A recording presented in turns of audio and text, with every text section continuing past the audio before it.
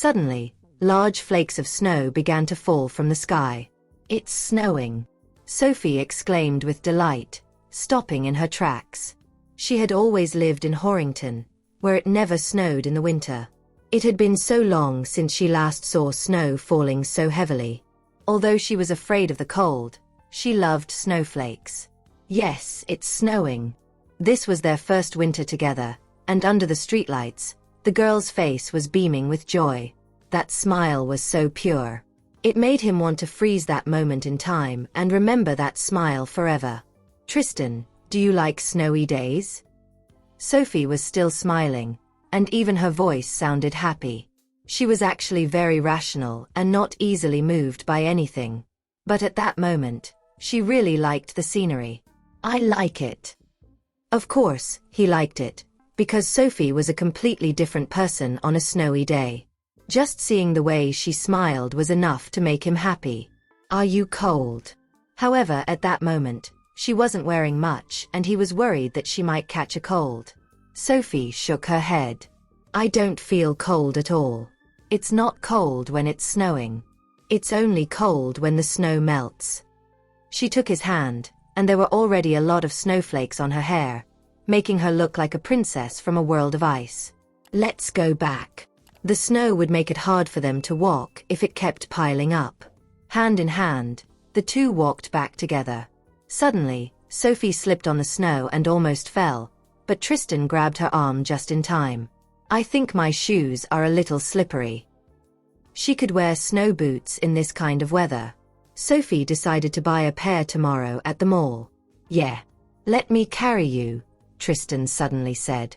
"No need, I can walk on my own. Besides, aren't you holding my hand? I won't fall." But Tristan insisted and knelt down in front of her. "I want to experience what it feels like to piggyback my girlfriend on my back." Seeing his back in front of her, Sophie smiled brightly. "Okay then. Since you want to experience it, I'll play along." She lay down on his back.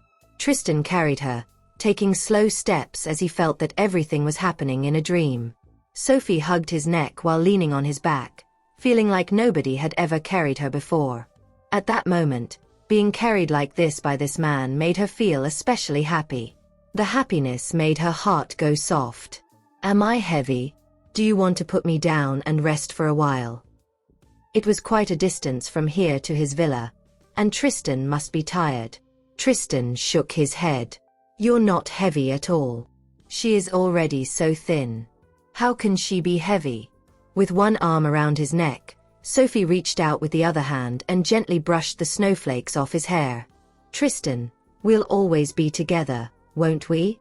Honestly, she wasn't such a poetic person, but amidst the scenery, she blurted out such a question naturally.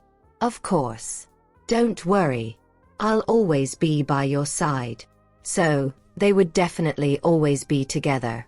The journey had finally come to an end. When they arrived at Tristan's villa, Sophie was still on his back, and William saw them. Seeing his son carrying the girl on his back, William had an ugly expression on his face. Even if he really likes her so much, he shouldn't spoil her to the T. If this gets out, he would be ridiculed. Sarah, who was next to him, naturally saw it too. Knowing that her father was a stick in the mud and that he was probably angry again, she immediately comforted him and said, "Dad, it's snowing outside and it's too slippery, so it's okay for him to carry her." "Sarah, don't you think Sophie doesn't know her place? He's Tristan Lombard. Everyone respects him in Gypsdale." Unfortunately, a man like him was now actually carrying his girlfriend on his back. Hearing that, Sarah was speechless. "Dad, it's popular these days to pamper one's girlfriend." Sophie didn't expect to be seen by William. "Put me down, please." It was a bit awkward now. "Let's go inside first." "Dad, it's so cold outside. Why did you come out here? Isn't it better to stay indoors?" "Why did he come over in this weather?" "You brat. I came to see you because I have something to discuss with you." "Can't I come to see you?" William was still his father after all. "Of course you can, but today's weather isn't suitable, is it?" "Okay, let's stop talking about it and go inside. It's really cold outside. Sarah had to play peacemaker. There always seemed to be some conflict between the father and son. Everyone went inside, and there were still some snowflakes on Sophie's hair. Tristan carefully picked them out while ignoring the others around them. As William looked on, he was suddenly reminded of his past with his wife. Once, he had such a beautiful relationship too. But in the end, he was all alone. Sarah was a bit worried seeing his father like that. "Dad, are you okay? If not, let's go back today and we can talk about the matter another day." William shook his head. "I'm fine." He had been alone for so many years. Recently, he kept thinking about the past for some unknown reasons. "Sarah, maybe I'm just getting old." Sarah helped him sit down, and then sat beside him. "Dad, you'll always be the most capable father to me." William didn't say much. Tristan brushed the snowflakes off Sophie's hair and said to her, "You go upstairs first. Otherwise, my father will give you a hard time again." Sophie shook her head. "No, I don't want you to deal with these things alone. Since I'm with you, and your father isn't happy with me, naturally I have to face him with you." Tristan wrapped his arm around her waist. "You make me adore you even more. I really want to put you in my pocket and keep you close to me." He didn't want her to deal with all this drama. "Okay. Come over here, both of you. Your sister and I are both here. Don't pretend like we don't exist. Is our presence really that insignificant?" Tristan brought Sophie over to sit on the couch opposite them. The couch on this side was just a couch for one person, so it was a bit cramped for two people to squeeze together on it. But Tristan didn't want Sophie to sit alone, so they had to squeeze together. William took a deep breath. "Forget it.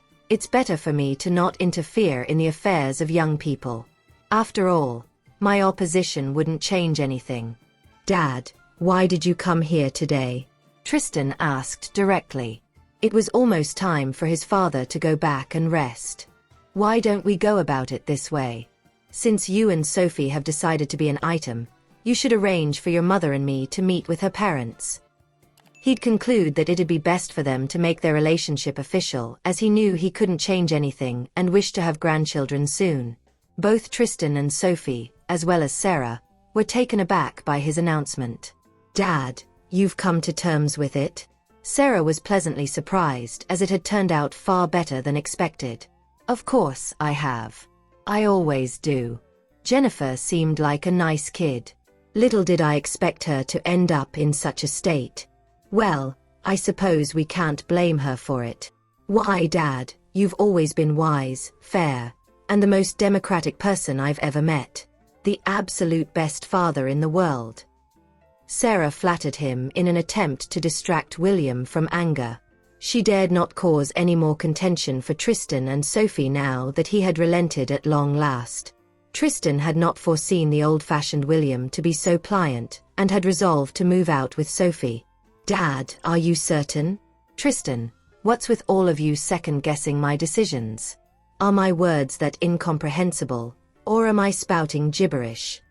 William said gruffly to hide his slight embarrassment. Tristan held onto Sophie's hand. "All right. I'll arrange for you to meet Sophie's parents as soon as possible." No matter what, he and Sophie would be together forever.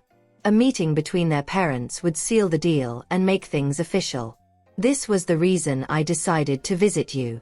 I'll be taking my leave now. I know how keen all of you want me to be gone." William got to his feet. "I must seem like a horrible villain in their eyes. Nonetheless, is there anything I've done wrong? All I did was for their own good.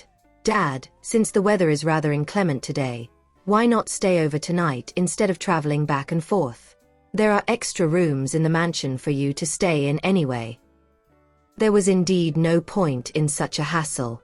The flames of William's fury were stoked even further. How self-serving of them. Now that they'd had their way, their attitude had taken on a complete 180 compared to their hostility when he'd newly arrived. William had no idea what the point of bringing up his son was when all he did was infuriate him. "Tristan, Why didn't you extend your invitation sooner? You're as practical as the rest. William fumed. Just because you ask me to doesn't mean I'll do as you say. I am no pushover. Besides, it was inconvenient for him to stay here, and he preferred going back to his place since he was more familiar with it. Dad, didn't you miss Tristan? Since he's happy to let you stay the night, let's do as he says and not trouble ourselves going back and forth. It was getting rather late, and William was no longer a young man. It would be unnecessary for them to travel back, as the journey would take an hour. No. I feel more comfortable staying at my own place. However, William had plans of his own. Come over here, Tristan. There are several things I would like to instruct you. William directed his gaze toward Sophie when Tristan did not budge. What is it? Am I not even allowed to speak with him privately for a bit? Sophie was stunned. Have I done something wrong? Haven't I been keeping my mouth shut? Why is old Mr. Lombard directing his fury at me? Tristan was rendered speechless at the helpless look on Sophie's face. Dad, what do you think you're doing? I'll do as you say. There's no point getting all worked up. Such hubbub was totally unwarranted. Couldn't Dad be slightly more pleasant after approving our relationship? Why does he have to be so difficult? Sarah and Sophie were the only ones left in the living room after Tristan and William excused themselves. Sarah took a seat next to Sophie. My dad may be bad-tempered, but he bears no ill intentions. I hope you won't take his words to heart. It seemed like people tended to behave like children as they become older. Perhaps it was due to loneliness. They so often wish for their opinions to be heeded by their children. In fact, there was nothing wrong in hoping to receive more care and attention from one's children. Rest assured, Sarah. I understand. Sophie was fairly indifferent about it. Naturally, she was delighted to have been approved by William, although she didn't mind not having it either since it wouldn't affect her. After all, William was Tristan's father. She did not like seeing him being put in a difficult position if his father continued disapproving of them. All in all, she still hoped his family would give them their blessings. Sarah hooked her arm around Sophie's shoulders. Now that you've gotten Dad's approval, it'd be best for you to schedule a date for a meeting between both our parents. You should keep them in the know after all. Sophie and Tristan's parents have never met one another despite the pair having dated for no small amount of time. Okay. The toughest hurdle was gaining William's approval. On the other hand, her parents could care less about such a thing. The only person that cared for her was no longer around. Therefore, what mattered the most was what pleased her.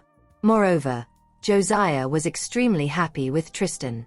At the same time, William had led Tristan outside. Tristan was tongue-tied. Dad, why do we have to be so secretive? The weather is freezing out here. Can't we have this conversation in the study instead? Why ever did he deem it necessary to stand out here in the cold? There's no need. I'll be done shortly and will be leaving after that. Fine. Feel free to speak your mind. Tristan was in a better mood after his relationship with Sophie was approved, and had slightly more patience to listen to what William had to say. Both of you should have a child soon. Our household has not seen the birth of a new life in a long time.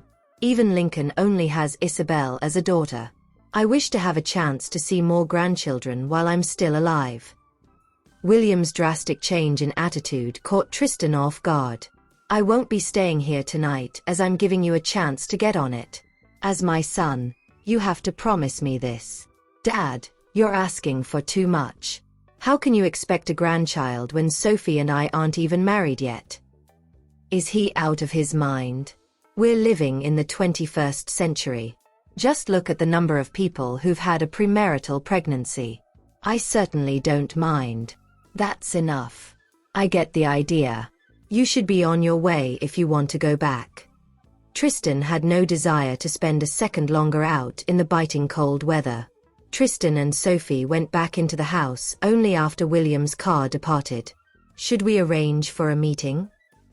Tristan was concerned about Sophie's feelings, albeit William's instruction that they make plans for it. Tristan was well aware of the situation of Sophie's parents. They didn't seem to care much about her. I think this is my own business, so there is no need to arrange a meeting with them. Sophie knew very well what kind of people her parents were. Besides, the only person who cared about her in the Tanner family was already gone. If your father still wants to meet us, I can make that happen, said Tristan. This wasn't something difficult anyway. As Yale was very satisfied with the Lombard family, it wouldn't take much effort to ask him out for a meal. In fact, he would be delighted to accept the invitation. But what about you? Are you okay with it? Tristan continued. He figured Sophie wouldn't be attached to her parents since they were so biased. I'm fine with it. It's just basic formality, Sophie replied. Since things had come to this point, they might as well set a date for the two families to have a meal together. Hearing that, Tristan held Sophie's hand. He felt bad for her, and he couldn't wrap his head around what was going on in her parents' minds. How could they not love such a sweet and adorable daughter? Sophie had scars that not even Tristan could heal, so he was heartbroken about what she had gone through before. When Sophie saw the sad look in Tristan's eyes, she covered them. Don't look at me like that. I think I'm doing quite well now. Although my parents don't love me, there are lots of people around me who do. She had Barney, Arius, Isabel, and Butterfly. Although they weren't her family, they treated her extremely well. It wouldn't be an exaggeration to say that they were willing to give up their lives for her. Well, you're right. There are many people around you who love you.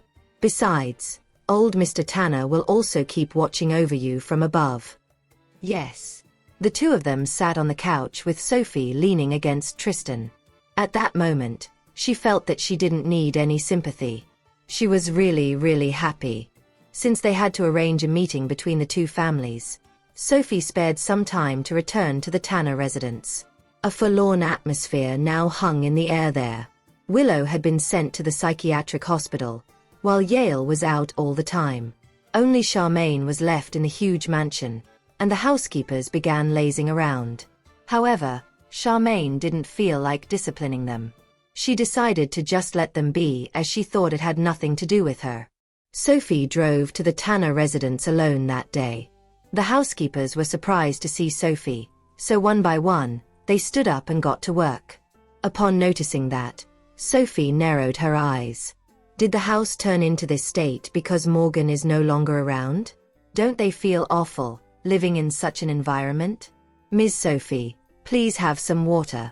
A housekeeper hurriedly poured Sophie a glass of water when she saw the latter sitting down on the couch. Mrs. Tanner is still sleeping upstairs.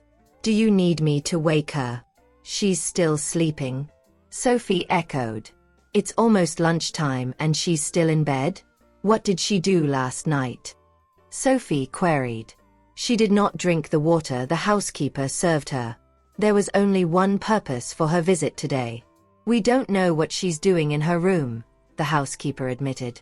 As they were merely housekeepers, they did not dare to meddle in Charmaine's affairs, especially when she was so irritable recently. Okay, I got it. Sophie got to her feet to check on Charmaine herself. When she reached the second floor and opened the door, she was greeted by the sight of the room in a complete mess. As for Charmaine, she was injecting something into herself. Sophie narrowed her eyes. She could already guess what Charmaine was up to. Who let you in? Charmaine snapped as she did not expect someone to enter the room at that time. Upon lifting her head, she was met with Sophie's frosty eyes. She immediately mocked. Oh, Sophie, you're back. I thought you'd forgotten about this place. Our family is in this state because of her. How does she have the guts to come back? Are you injecting drugs right now? Sophie questioned coldly. So you are still concerned about me? Sophie, you never really considered me your mother, do you? I begged you so desperately, yet you still wouldn't let Willow off. You're so heartless and cold-blooded. Even until now, Charmaine was indignant. She went on, I am injecting drugs. So what? The Tanner family is loaded. I am allowed to splurge like this. I feel elated right now. Charmaine felt contented to lose herself in this sensation every day.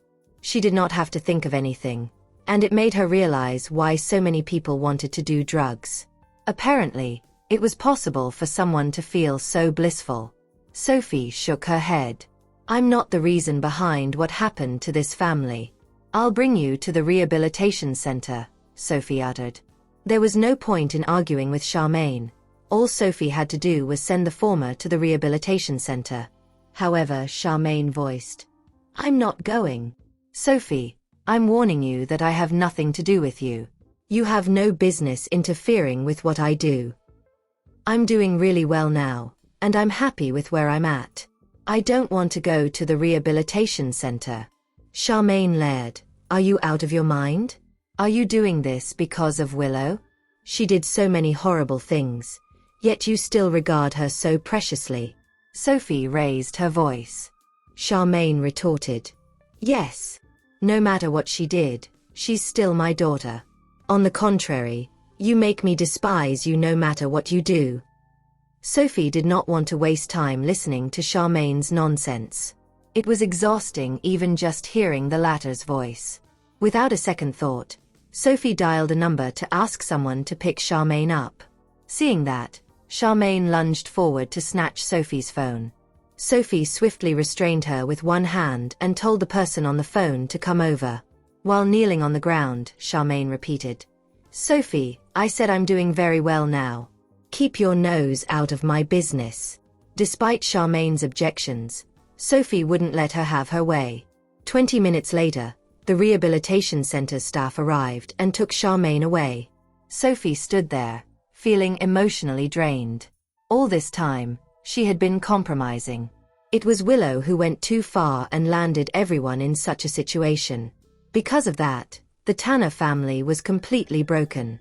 If Grandpa sees this, he will be heartbroken. At that moment, Sophie badly wanted to visit Josiah's grave and tell him about what had happened lately. She got moving right away and reached her destination in no time. Time ticked by as she stood there, and an hour passed before she knew it. I'm sorry, Grandpa. I still disappointed you in the end. I didn't want things to end up this way, but they still did. For a while, Sophie didn't know how to explain to Josiah. When Tristan noticed that Sophie did not return after a long time, he came to Josiah's grave out of worry. He had found out what transpired that day, and he felt deeply sorry for Sophie. Tristan walked to Sophie's side and held her hand. That's enough. Stop overthinking, for you have done your best. They're the ones who won't get their act together. There really was no need for Sophie to take the blame, as nothing was her fault. Charmaine had always favored Willow, but considering Willow's personality, things wouldn't get better if they let her be. Thus, Sophie did nothing wrong. Willow was the type of person who would never reflect on herself. In fact, Sophie was already very lenient toward her. I'm fine. I just miss Grandpa. Knowing that Tristan was concerned about her, Sophie forced herself to flash him a smile. You don't have to force a smile in front of me if you don't feel like it. You've sent her to the rehabilitation center, so stop worrying now, Tristan coaxed. He knew Sophie must feel terrible. Although they were on bad terms, Charmaine was Sophie's mother, after all. He then prompted, let's go home. It had been snowing heavily in Gypsdale for 2 days. The temperature that day fell below zero, and Sophie's body was cold after staying outdoors for so long. All right, let's go home. Not wanting to worry Tristan, Sophie trailed behind him without a word. The steps leading down the mountain were slippery due to the snow, so he grabbed her hand tightly and guided her slowly. Despite the slippery ground, Tristan's steps were steady, just like the feeling he always gave her, calm and reliable, as if she could depend on him for the rest of her life.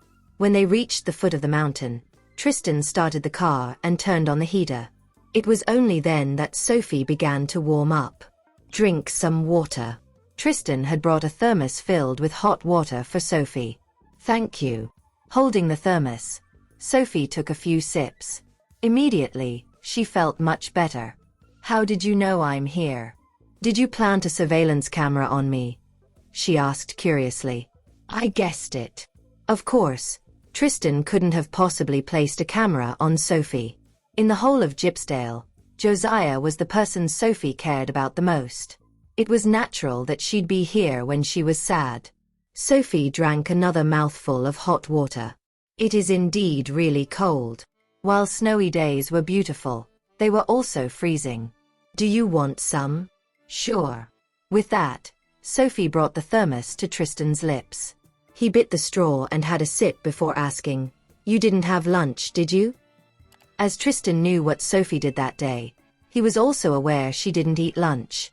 Sophie, no matter what happens in the future, don't make yourself suffer, okay? It will break my heart, he said with a pained expression. Okay. I didn't skip lunch on purpose.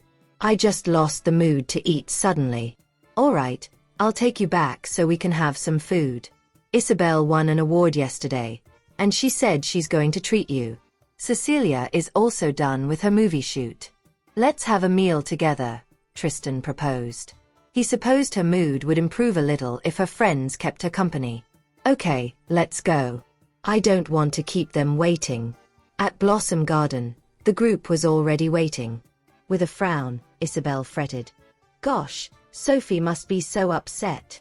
Her family members are such troublemakers. Sophie is already so tired. Why do they keep acting up? Seeing how distraught his girlfriend was, Felix consoled her. Don't worry. She has Mr. Tristan. He'll surely comfort her. Cecilia was also exasperated. She chimed in, "You're right, Isabel. They mistreated Sophie back then, but she didn't even get back at them when she returned. Yet now, they're stirring trouble for her all the time." Cecilia was actually tempted to ship those people to outer space so no one could annoy Sophie anymore. That's enough, guys. Let's stop talking about this. She'll deal with it properly, Felix interjected. He had asked someone to watch over Charmaine at the rehabilitation center. Ultimately, she was Sophie's mother, so they wouldn't let her suffer too much. Charles nodded and remarked, "Indeed, no one is perfect. Sophie's parents are the only flaw in her life. If she were born into another family, they would definitely dote on such an excellent daughter." Just then, Aureus showed up. Though he heard what the others were talking about, he did not comment on it. He didn't know Sophie's parents well, and he couldn't bother to do so either. Aureus disliked anyone who mistreated Sophie. When Sophie and Tristan arrived, everyone was already there. Noticing Barney's absence, Sophie couldn't help but ask, "Where's Dr. Smith? Why didn't you bring him? He's all by himself here, and he must be lonely. I told him, but he refused to come. He said he's not going to join the gathering of us youngsters." Barney was old, and he was worn out due to all the things he had to deal with recently. Moreover, everyone in the group was young. He'd only be bored if he came. "I see. If the medical association needs any help, let me know. Dr. Smith needs to rest more," Sophie said. As one grows older, their health also deteriorated. "Sophie, you're still a student. You need to enjoy your life to the fullest. You should hang out with your classmates like other university students and fall in love. Don't carry all the burden on your shoulders," Aureus voiced, feeling bad for Sophie. "There's no need for that. I know what I'm doing, and this is what I'm capable of doing." Besides, Sophie didn't find such things to be a burden. Instead, she felt contented. "You're so..." Aureus was at a loss for words. "Never mind. I don't understand her world. But no matter what decisions she makes, I'll support her unconditionally. Sophie, I'm sorry for not being by your side these days. I've been too busy," Isabel voiced. She had just won a Best New Artist award and was very popular across the internet. She was getting closer and closer to her target, and this was all thanks to Sophie. Without Sophie, Isabel's quest to achieve her goal wouldn't have been so smooth. "Isabel, I am really glad for you, seeing that you get to do what you like to do. I know how busy a singer can get." "I understand," Sophie reassured. Isabel's schedule had been so packed that she couldn't even spend much time with Felix. Still, she was happy. Seated beside Sophie, Cecilia was distressed to see the latter not looking too well. She suggested, "Girls, I'm done with my movie shoot. If you gals are free, let's go out on a trip." It had been quite a while since they last went traveling. "Let's go on our own without bringing anyone else," Cecilia added. She was the only one single among them, and she didn't want them to bring their boyfriends, for it would torment her poor, lonely soul. Hearing that, Felix was the first to state his disagreement. "That won't do. If you girls insist on heading out to have fun, you'll have to bring me along," he insisted. As Isabel's boyfriend, Felix was so smitten with her that being apart from her was simply unbearable. Thus, he wanted to be by her side at all times. Isabel jumped at the idea and responded, "Why not? I could use a little bit of time away, too. So when are you planning on going?" "I'd love to join you, Cecilia." It sounded like a great idea to her. No matter what issues or difficulties they encountered, they were confident that a vacation would be the answer to their problems. "Mr. Tristan, can you stand the idea of being apart from Sophie? Should we tag along? We can do all the hard labor," Felix suggested. He knew that Tristan wouldn't want to be separated from Sophie. "It's time for a much-needed vacation. You've been tired recently, so it would be nice to take a break," Tristan replied. He was always busy at work, so he wanted her to be able to get away from it all and enjoy a holiday abroad. "Mr. Northley, you should learn from Mr. Tristan. Your girlfriend won't run away, so why would you need to stick to her at all times?" Cecilia complained. "I can't believe Sean didn't fall for my charms. He's weird." "Forget it, then. Since he doesn't like me, I'll just give up. He's not worth my time, anyway." Cecilia was not in a rush to find her ultimate companion. After all, there were countless potential suitors in the world.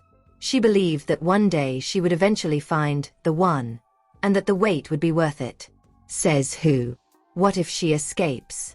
Who'll take responsibility if that were to happen? Felix retorted like the coward he was. Hearing that, Isabel gave his thigh a forceful pinch. "Felix, don't you trust me?" "What was that?" "Don't worry. I'll let you know in advance if I want to break up with you," she snapped. Felix was speechless. Why would she tell me in advance? What use is that? I don't want to break up with her. "Isabel, how can you disregard me after hurting me? That's too much. I can't comprehend why you'd want to break up with me when I love you so deeply." Seeing their interaction, Sophie felt her frustration fading away. Indeed, her friends were the ones who provided her with the most love and support. "You should travel with your friends," Arias told her. "A little bit of rest can go a long way. You don't want to exhaust yourself, do you?" "I know," Sophie agreed. Tristan remained steadfastly beside Sophie that night, assuring that she had no opportunity to ruminate and become overwhelmed by her thoughts. Sophie flung her arms around his neck and pressed a kiss to his sexy lips. "Aren't you busy? I don't need you to stay with me." "I'm fine," she assured him. "I'm not busy. Have you decided where you want to travel?"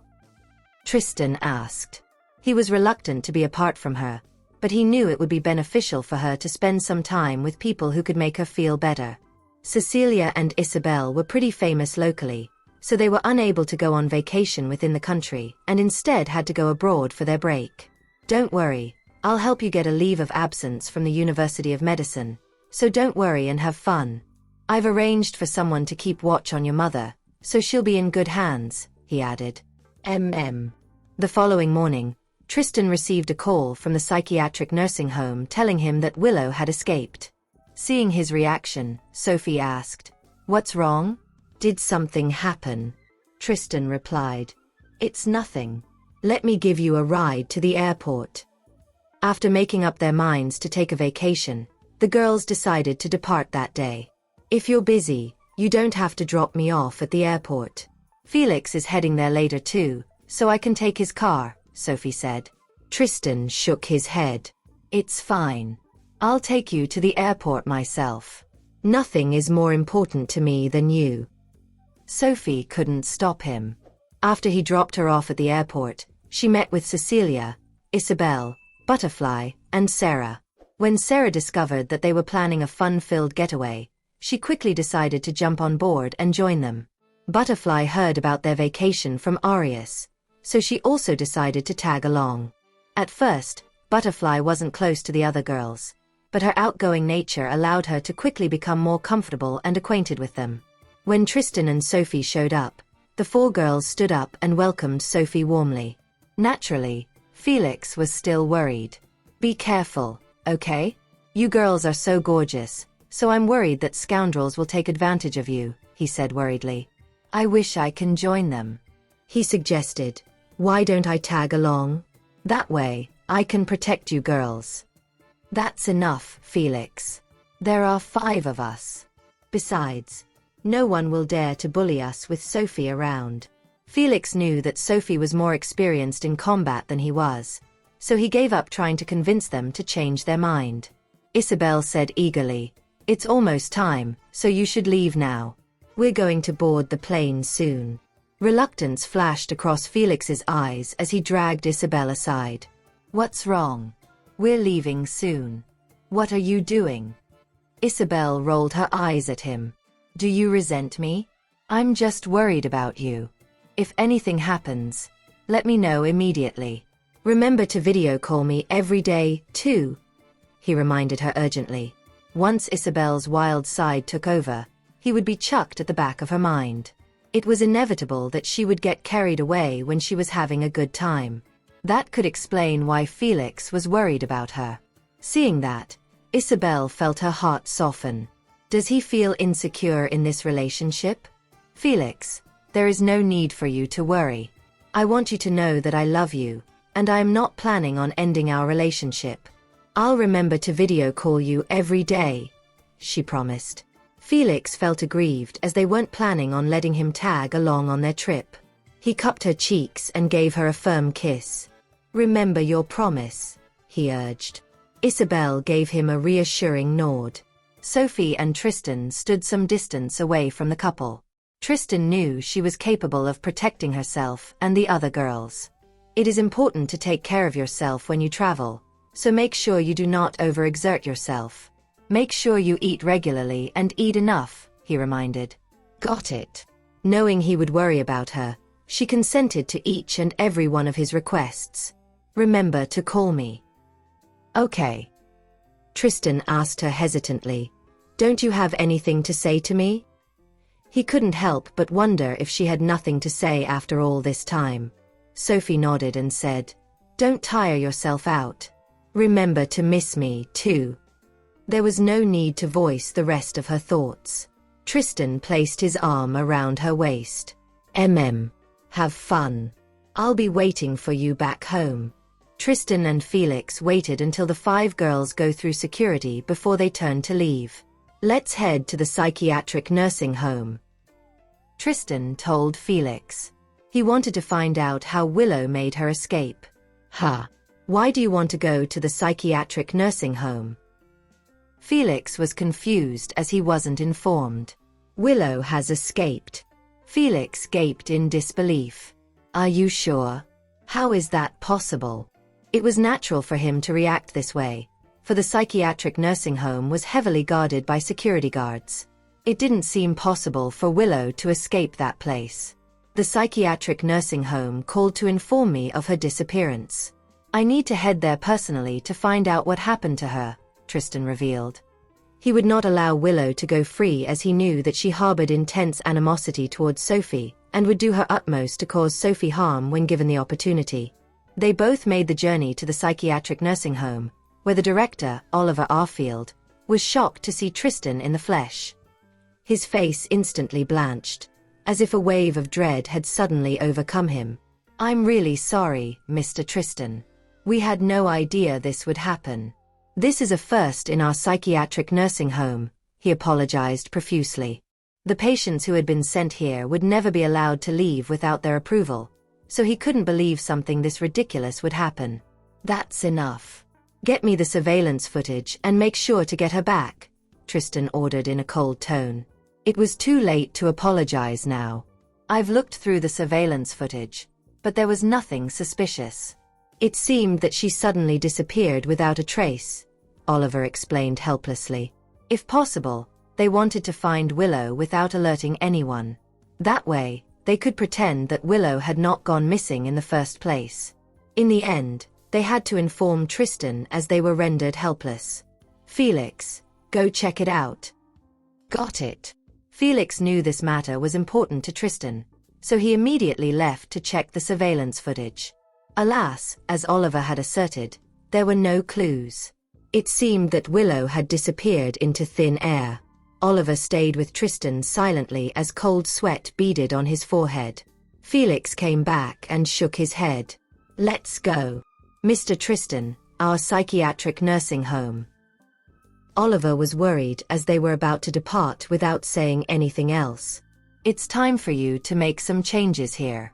If you can't even handle this, why should this place exist? Oliver gaped in disbelief. Mr. Tristan, That's enough. I don't have time to talk to you. Let me find her first, Tristan interrupted curtly. Oliver's assistant came in and frowned when he noticed Oliver's shoulders were slumped. Mr. Arfield, are you all right? This isn't our fault as we've done our best to manage this place.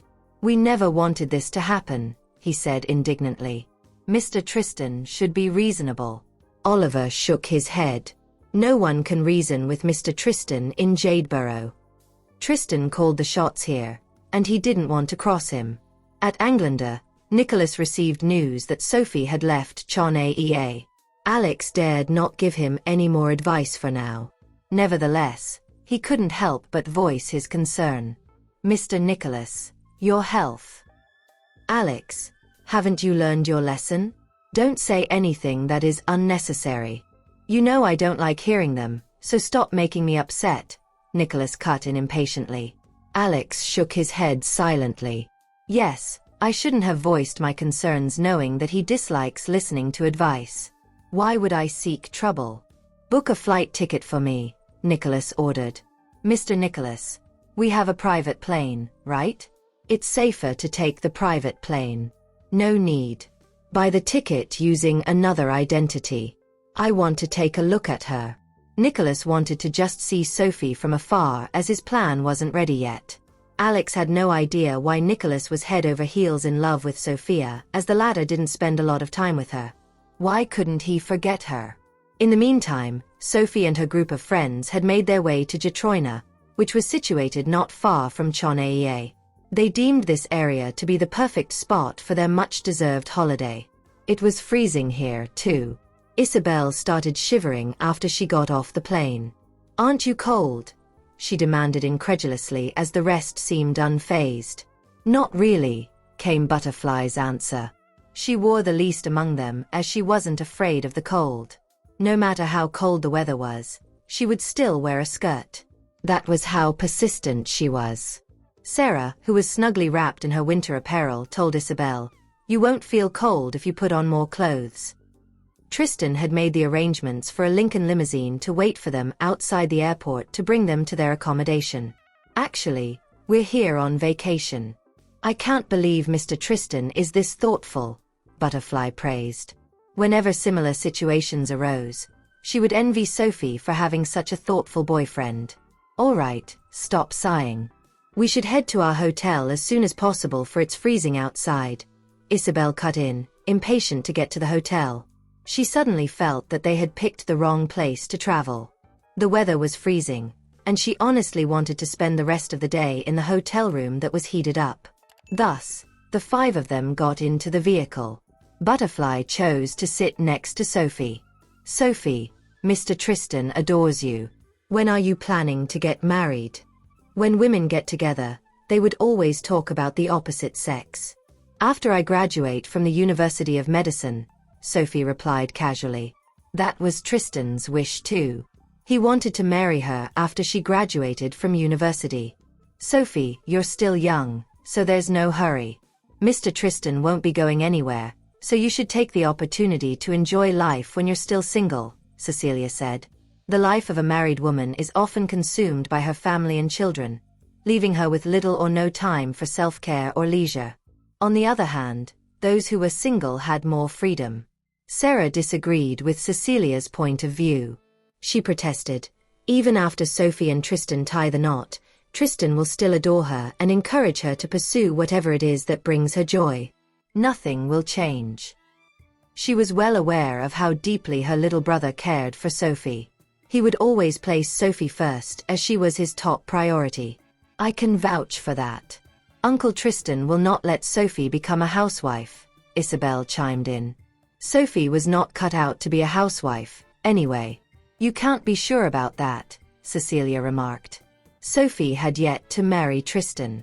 After they got married, the Lombard family's influence in Gypsdale meant that Sophie wouldn't be able to do anything that she enjoyed. Cecilia, I can assure you that Uncle Tristan will stand behind Sophie's wishes no matter what, Isabel reasserted emphatically. He will give her his unwavering support on any choice she makes. Both Sarah and Isabel were eager for Sophie to tie the knot with Tristan as soon as possible, as they feared that someone as outstanding as her could be snatched away at any moment. Hearing that, Cecilia still wouldn't believe them. Sophie was her best friend, so she wouldn't want to see her get hurt. If Tristan were to hurt Sophie's feelings one day, she would definitely make sure he paid the price. Tristan might be a big shot, but she wasn't afraid of him at all. Tristan and I have only been together for a short time, but I don't think he would betray me, Sophie said. She had seen how deeply he cared for her and was confident that he would never betray her. Well, I believe you've been brainwashed by Mr. Tristan, Cecilia joked. It seems that I'm the only clear-headed person now. Don't worry, Cecilia. I assure you, Tristan will never bully me, Sophie said confidently. She had absolute faith in the man she fell in love with. As they chatted, the Lincoln limousine rolled to a stop before their hotel. Everyone, get changed and rest for a bit. We'll meet up for dinner. Sarah was the oldest among them, so she naturally became the leader. No one objected to her arrangements, so they all went back to their rooms to rest. The moment Sophie stepped into her room, Tristan's call arrived. Sophie placed her suitcase aside and settled down on the couch before answering the phone. Once the call connected, Tristan's deep, sexy voice boomed. You've arrived, right? Are you tired?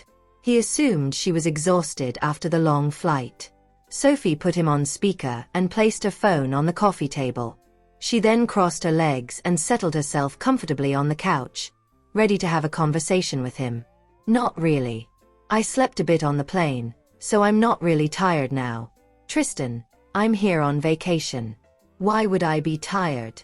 Stop worrying about me, she replied cheerfully. She was taken aback by the fact that he remained anxious even after she had made it to Jetroina safe and sound. Tristan told her, I'm glad to hear that. I was just worried that you'd overexert yourself. Go take a shower and grab a bite. Going away for a girls' trip was always a great opportunity to have lots of fun, indulge in delicious food, and treat themselves to some shopping. I know. Don't worry. I'm not a kid, Sophie joked. Now that she was an adult, she had full knowledge of her actions and the consequences that would follow. Tristan reminded her, when I'm not around, please take good care of yourself. Of course, Sophie replied softly, her voice full of concern. I know you're busy with work, but don't forget to take care of yourself. Make sure you're eating properly. She knew he was busy at work, but nothing mattered to her more than his health. Tristan sighed. What should I do? You only left this morning, but I'm already missing you badly. I wish I could come with you. His rationality told him that he should give her some privacy. He couldn't replace her best friends, after all. Although he was aware that she was likely having a wonderful time with her friends, he couldn't help but long for her company. I miss you too. It's fine though. I'll be back 2 days later, Sophie assured him. The girls, despite their hectic lives, were still able to find the time to come on a vacation with her. Thus, she knew she couldn't disappoint them. Get some rest, then. Sarah is familiar with Jetroina, so you don't have to plan anything. Just do whatever she says, Tristan told her. Sarah had lived in Jetroina for some time, so she was familiar with the many delightful eateries and exciting attractions the country had to offer. With Sarah around, Sophie didn't have to worry about planning the trip. You should get some rest too. After the call ended, Sophie came to the window. The scenery was gorgeous as the ground outside was covered in a blanket of snow. It felt like they were in winter wonderland. Oh, how pretty. Suddenly, Sophie felt like having some red wine. She quickly called reception and ordered a bottle of red wine. Soon, the red wine was delivered to her room. The server uncorked the bottle for her before leaving. Sophie stood before the window, slowly sipping on the red wine. The taste was truly exquisite, making it well worth the cost. After unpacking, Butterfly came to Sophie's room to find the latter enjoying some wine. She poured herself a glass of wine and joined Sophie by the window. Sophie was dressed in a pristine white turtleneck sweater, her chestnut-colored hair cascading down her shoulders. She gracefully swirled the dark red liquid in her glass. It was a sight to behold. "What are you thinking?" Butterfly asked. Despite having worked for Sophie for some time, and being a few years her senior, she sometimes couldn't figure out what Sophie was thinking. "Nothing. Don't you find the scenery gorgeous?" It was snowing heavily outside, but the hotel room was well heated. "Yeah, I guess. That was why we chose to come here, right? Otherwise, why would we come all the way here?" Butterfly agreed. You're right.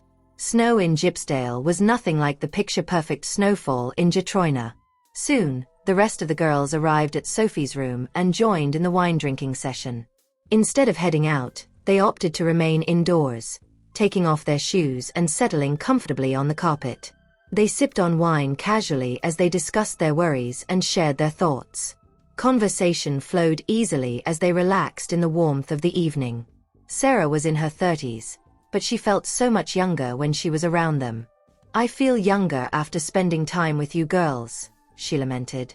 The young ladies were in their heyday, surrounded by friends with whom they had a strong bond.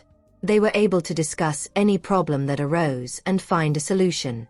Whenever they felt down, they would come together and take solace in a drinking session to forget their worries. "Sarah, what are you talking about? You're still young," Cecilia insisted. They had met barely 10 hours ago, but Cecilia already took a liking to Sarah. "Compared to you, I'm no longer young," Sarah responded. "Is that really all there is to my life? I harbored a secret crush on someone, but it had to come to an end. I can no longer fall in love with someone else. I am left to wonder if my life will stay the same or if something exciting will come around. This thought is rather depressing, and I can't help but think that I have failed in some way. Ugh, why am I dwelling on that? Sarah, are you thinking of Juan?" Sophie asked curiously. Despite being the youngest of the group, Sophie was the most perceptive and had quickly read Sarah's mind. "Yes. It just came to my mind. That's enough. Let's not talk about that today," Sarah replied. "When one likes another person, it takes a lot to forget them. I've been trying so hard to forget him, but it doesn't seem to be working. There's nothing I can do about it." "Sarah, Juan isn't worth your time and love," Cecilia uttered. "That's just how love works sometimes. However, Juan really isn't worth it." Cecilia proceeded to sit next to Sarah and added assertively, "I'm serious, Sarah. In order to forget about a past relationship, you must start a new one. Since the three have no boyfriend, let's find a hunk each during this trip." Indeed, it wasn't such a bad idea. Forget about it. I can't hook up with someone I have no feelings for. Sarah shook her head. "If I don't love that person, I can't just let myself loose." Cecilia waved dismissively and said, "Sarah, love isn't that pure. I'm serious. Let's find someone for you. No matter what happens after that, it's still going to be better than your current situation." Obviously, Isabel knew how much Sarah loved Juan, but Isabel also didn't think Juan was worth it. "Aunt Sarah, I think Cecilia's suggestion is a good one," Isabel chimed in. "As long as Aunt Sarah can forget Juan, it doesn't matter who she ends up with. Aunt Sarah wouldn't need to suffer if she could get Juan off of her mind." "Oh, come on. Don't worry about me, girls. I'm fine, really. It's just that he popped up in my mind all of a sudden, Sarah uttered. Perhaps the season we're in plays a role. I just couldn't help thinking about the past. Although they were there to have fun, they ended up staying in the room the entire afternoon chatting over wine. Despite that, it was still a very relaxing time for everyone. After everyone had fallen asleep, Sophie went up to Sarah and asked, "Sarah, would you like to have a chat?" At times, one had to get things off of their chest to feel at ease. Sarah wrapped her arm around Sophie's shoulders and answered, "I'm fine, Sophie. I fell in love with the wrong person. That's all." Sarah knew she could definitely forget one. No one is going to remember someone until the end of time. I'm sure this is only happening because I have such a good memory. Although it takes time, I'm sure I'll be able to forget him. Sophie nodded. All right. I don't want to comment too much on Juan, but I know it's his loss for missing out on you. Sarah was a very capable woman. Yes, I know. By the way, my dad has already agreed to let you and Tristan be together. I know you only want to get married after you graduated. However, you guys can get engaged first. Sarah was a little concerned about Sophie's situation. Sophie's reputation is going to take a hit if she keeps following Tristan around without an official title. Evidently, Sarah was very fond of Sophie. That was why she would look out for her. Tristan and I are very sure about spending the rest of our lives with each other, Sarah. Since that's the case, I don't think we need to go through the trouble, Sophie answered. Like me, Tristan doesn't enjoy troubling himself with such things. I think what we have now is good. What do you mean? You need ceremonies in life, Sarah advised. If they continue on like this, they might get sick of each other. What's going to happen then? Well, Tristan likes ceremonies, Sophie answered. Regardless of the occasion, Tristan would always prepare gifts for me. Besides, the gifts he had given me are all the things I need. I don't voice my feelings, but I know how good Tristan is to me. That's right. Tristan has never fallen in love with anyone but you. He's really into you, Sarah answered. Tristan loves her so much that he's afraid to lose her. If that's the case, it has to be true love, right? Everyone knows Tristan loves Sophie. It takes a lot to love another person so wholeheartedly for someone like Tristan. While it was snowing heavily outside, Sarah and Sophie were talking about the man they both cherished the most in their lives in the hotel. Sophie, since Tristan is my younger brother, it's only normal for me to be biased toward him. I know how much he loves you. As his sister, I hope you'll never hurt him, Sarah uttered. Needless to say, Sarah was biased toward Tristan, and she couldn't imagine what would happen to Tristan if Sophie were to break up with him. At the same time, Sarah knew Sophie was Tristan's weakness. Sarah, there's no way I'm ever going to hurt him, Sophie replied. I'll never do that. Meanwhile, Tristan had successfully located Willow, and she fell into utter despair when she saw him. I've finally gotten out, and I've even found a place to hide. How is this man still able to find me? How did he find me? Willow panicked, and she wanted to escape. However, a few burly men showed up before her and stopped her. The men then pushed Willow toward Tristan. In front of him, she felt pathetic and filthy. Therefore, she didn't even dare to say a single word. I have underestimated you, Willow. I didn't expect you to be capable of escaping that place, Tristan said. In an icy tone, Tristan added, Don't you know Gypsdale is my territory? Did you really think you could go anywhere without asking for my permission? The way he looked at Willow was as if he were looking at an insignificant ant. Under his gaze, Willow felt extremely vulnerable. Mr. Tristan, I know I'm worth nothing in your eyes. That's why none of you would take me seriously. Willow's voice was hoarse instead of sweet and adorable like it used to be. Clearly, she wasn't the same as before after being kept at the psychiatric nursing home for such a long time. In that place, Willow was in a living hell, and Sophie was the reason she ended up there. Mr. Tristan, I know you love Sophie deeply. Even so, do you need to harm me? What did I do wrong? Could you please let me go? As long as you're willing to let me go, I promise to leave Gypsdale and never return, Willow begged. At that moment, Willow wanted nothing more than to leave the city. I want nothing but to get out of here as quickly as I can. I hate Sophie to the bone, but I'm willing to let go of my hatred. I just want to live somewhere else. Let you go? Do you take me for such a merciful person? Tristan questioned. Since she had committed a mistake, she should get punished. Willow trembled as she stood there in the freezing cold. Why? I'm just an ordinary person.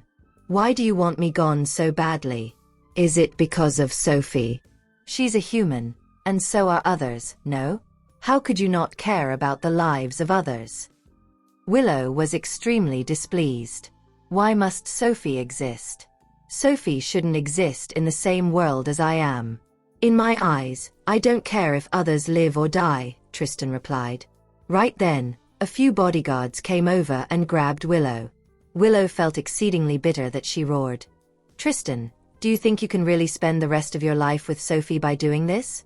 Sophie doesn't even care about her family. What makes you think you can make her care about you? You're going to find out that you're nothing but a joke. Willow's eyes suddenly turned cold. Even if that's the case, I'm not going to let you drive a wedge between us. I'll never have regrets about being with Sophie, responded Tristan. Willow was rendered speechless. I don't get it. We're both humans, so why is there such a huge difference between us? Take her away. This time around, send her to the isolated island instead of the psychiatric nursing home. Tristan ordered. Willow didn't know where the isolated island was, but she knew it wouldn't be paradise. Tristan, karma will come for you for how you're treating me. I curse you. I hope Sophie will never truly love you for the rest of her life. At the same time, I curse you and hope that you guys will never be happy in your lives. At that point, Willow knew there was nothing she could do to change her fate. Hence, she had to make herself feel better by cursing Tristan and Sophie. They hurt me so badly, so they don't deserve happiness. They don't deserve happiness. As soon as those words fell, Tristan's gaze turned murderous. He had never believed in curses, but he couldn't take it because Willow was cursing Sophie as well. Hence, he slowly made his way toward Willow. Tristan's aura was so terrifying that Willow couldn't help but gulp uneasily. Throw her into the sea and feed her to the sharks, Tristan instructed. Willow's eyes widened in disbelief. Tristan, you can't do that. I'm telling you. You can't do that to me. However, Tristan was no longer willing to waste another second on her. He then told his subordinates to take her away. Felix saw how she was behaving, and he approached Tristan. What's the matter? I haven't seen you so angry in a long time.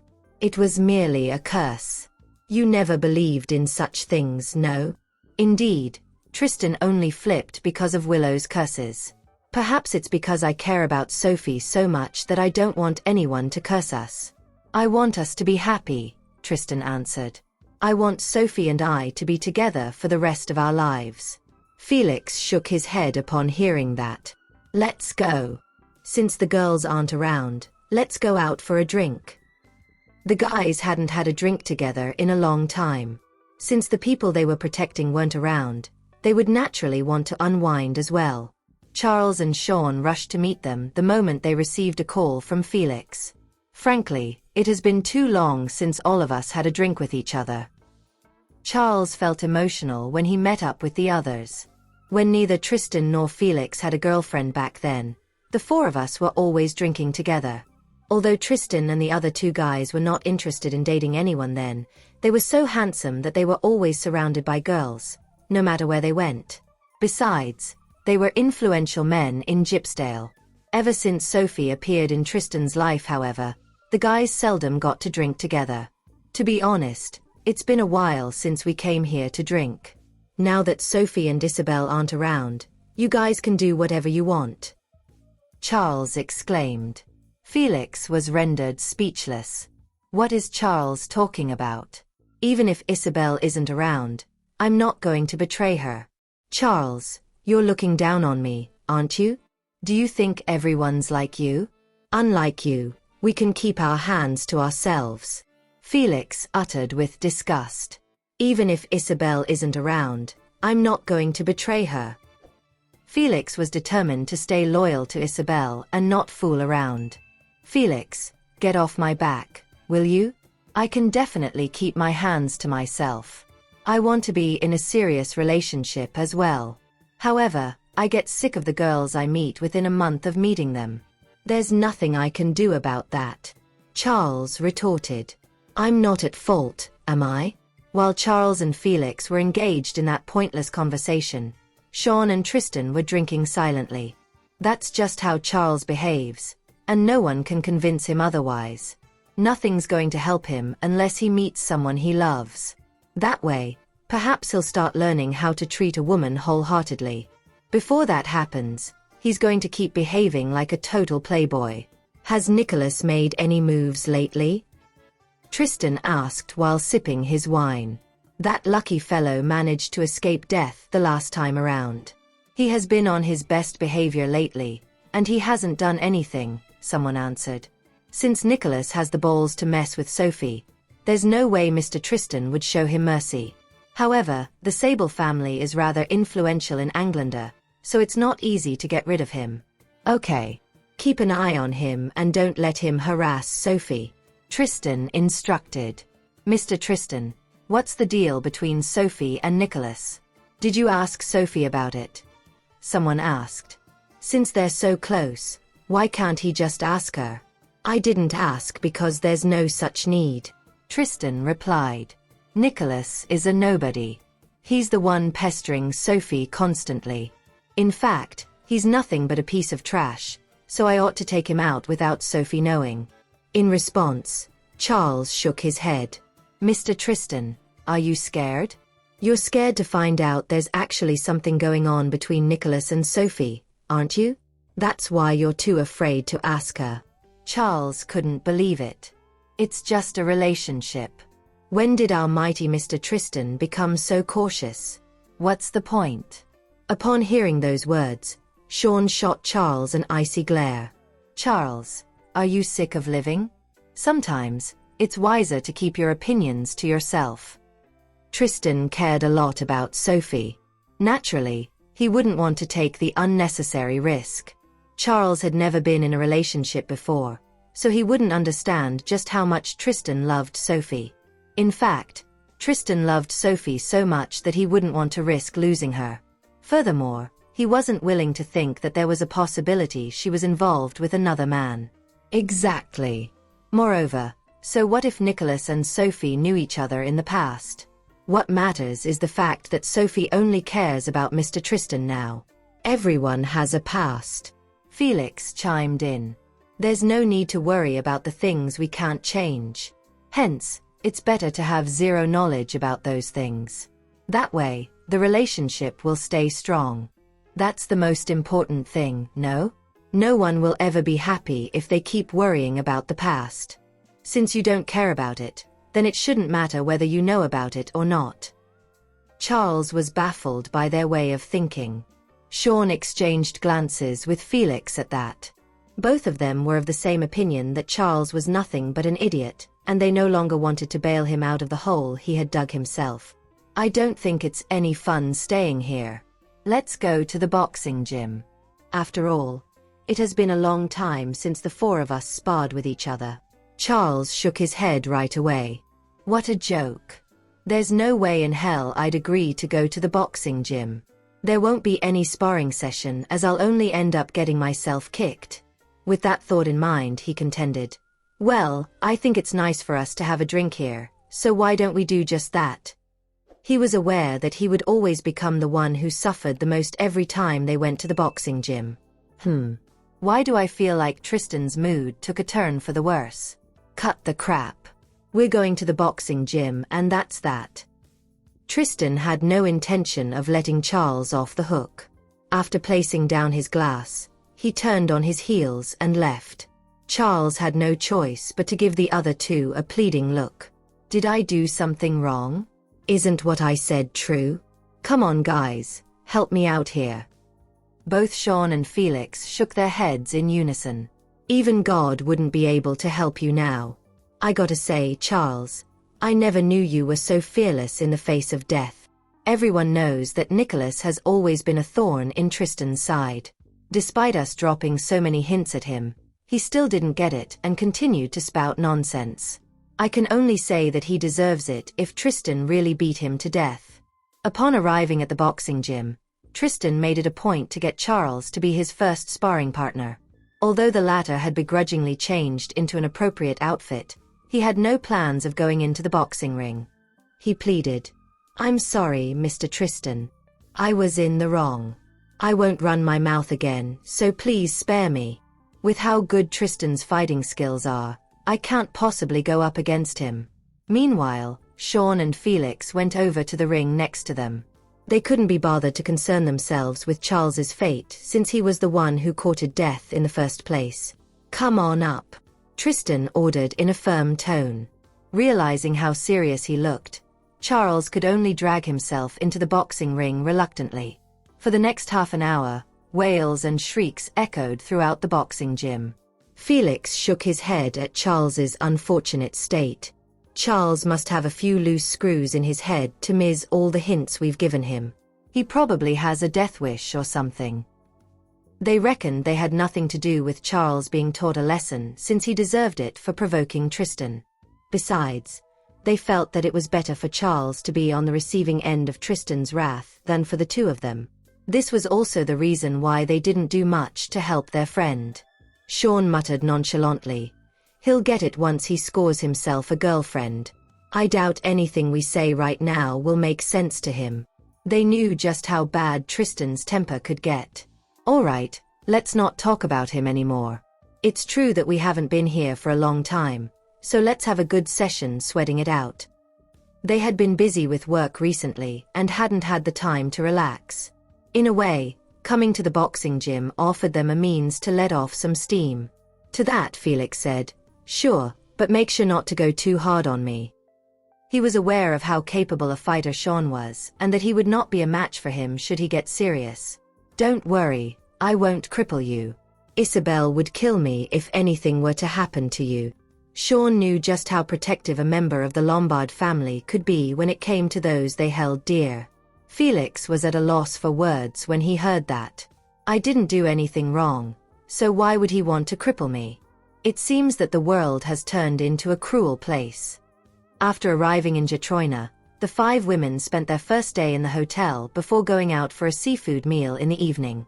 When they returned to the hotel again, Isabel made it clear that she didn't want to head out anymore.